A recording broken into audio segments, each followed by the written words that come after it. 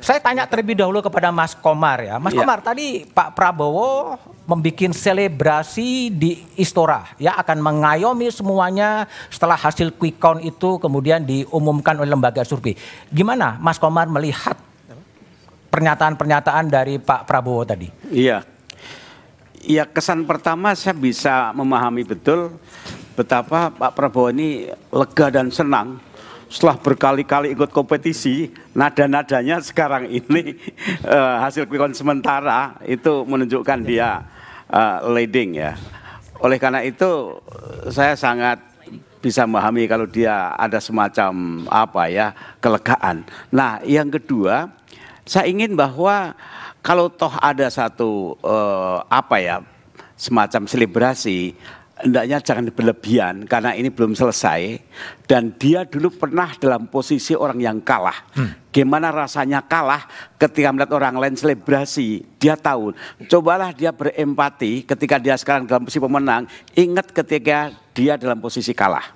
Nah, yang ketiga, saya senang pidato dia yang dia inklusif, ingin mengayomi semuanya. Tapi satu hal ya, kebetulan saya aktif di Gerakan Nurani Bangsa ya.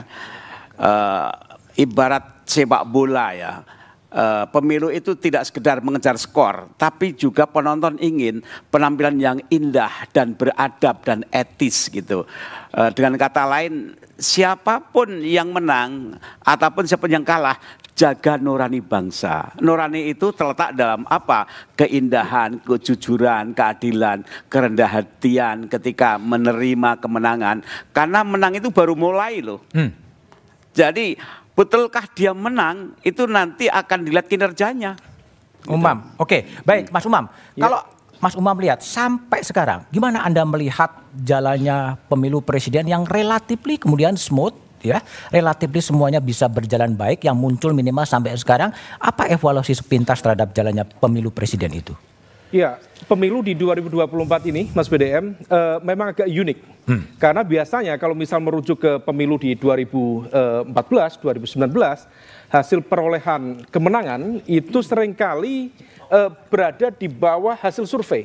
Tetapi yang sekarang justru berbeda, jauh di atas angka hasil-hasil survei. Memang betul, survei itu sifatnya adalah snapshot pada konteks tertentu, dan kemarin memang ada di angka undecided voters dan swing voters yang masih tinggi.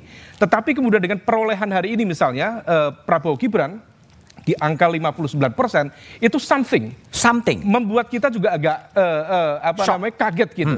Tetapi kemudian situasi ini kemudian berpotensi membalik situasi, karena bagaimanapun juga pilihan yang dimiliki oleh kubu 01 dan juga kubu 03 hanya dua.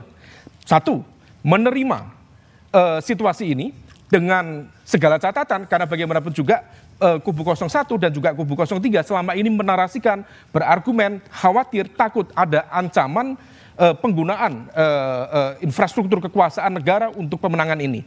Atau sebaliknya, melakukan perlawanan, menerima atau melawan. Problemnya kalau misal melawan, Mas, maka kemudian harus melakukan perlawanan secara konstitusional. Pertanyaan selanjutnya, perlawanan secara konstitusional hanya bisa dilakukan di Mahkamah Konstitusi.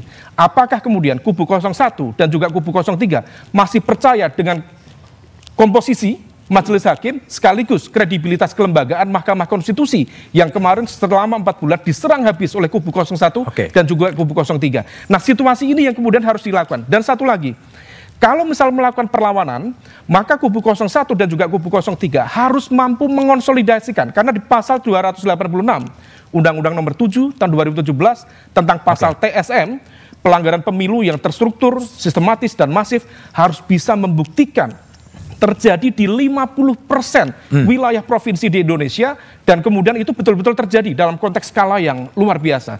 Apakah memungkinkan? Rasanya agak susah. Maka kemungkinan akan terjadi negosiasi dan kompromi dari kubu 01 sebagian atau sebagian dari kubu 03 untuk mencari titik selamat ke depan. Ada negosiasi, ada kompromi, tapi di balik hasil survei, hasil quick count tentunya ada data-data di balik. Itulah yang akan saya bahas setelah jeda.